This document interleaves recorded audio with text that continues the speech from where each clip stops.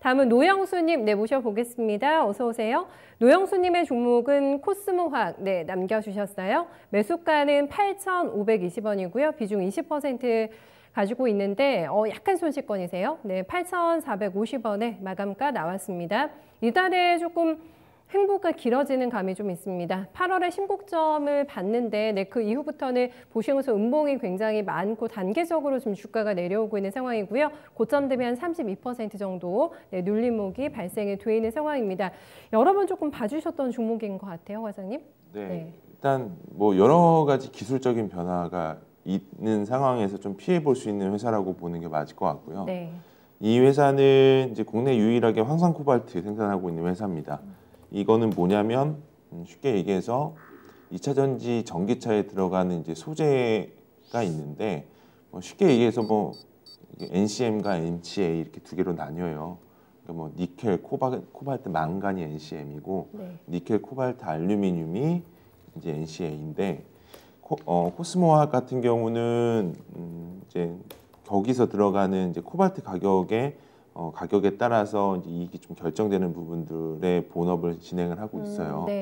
그러다 보니까 이제 주가의 흐름으로 좀 말씀을 드리면 2017년도에 주가가 엄청나게 많이 올랐죠. 이게 왜 이렇게 올랐었냐면 그때 당시에 코발트 가격이 급등이 나왔습니다.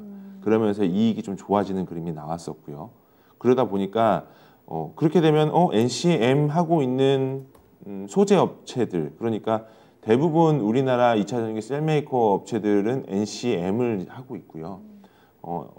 좀 확장돼서 말씀을 드리자면 삼성 SDI가 NCA 원통형이 진행을 하고 있고 뭐 LG화학도 둘 다 하고는 있지만 NCM 파우치형이 많고요.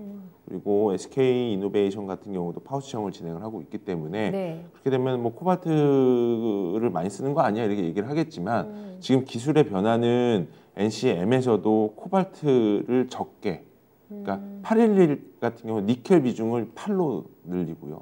코발트를 1로 줄이는 과정이거든요. 그렇군요. 그게 지금 주행거리를 늘릴 수 있는 그 기술의 변화 중에 하나입니다. 그리고 지금 가면 갈수록 코발트 프리까지 나오고 있고요.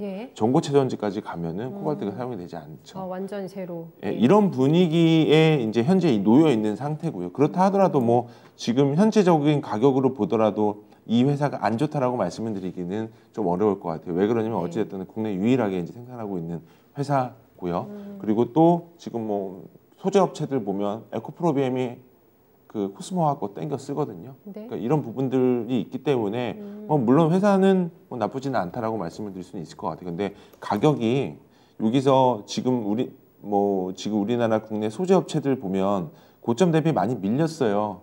뭐 전통적으로 뭐 대표적인 소재 업체라고 불리고 있는 에코프로비엠도 많이 밀렸고요. 포스코 케미칼, LF 이런 회사들 보면 전부 다 기술적인 어떤 변화에 지금 현재 놓여 있는 상태입니다. 근데 코스모화학 같은 경우는 사실은 이 회사가 2차전지라고 말하기가 좀 애매한 상황이거든요. 반대로 자회사인 코스모 신소재는 좀 달리 보는 뷰가 있고요. 그리고 이제 두 번째 같은 경우가 이게 사실 주주 이익을 좀 침해하는 부분들이기는 한데 좀 웃긴 케이스가 좀 많아요. 왜냐하면 회사의 재무가 좀 많이 안 좋습니다. 그래서 지금 보면 작년 12월 달에 일반 주주로 유상 증자를 했고요.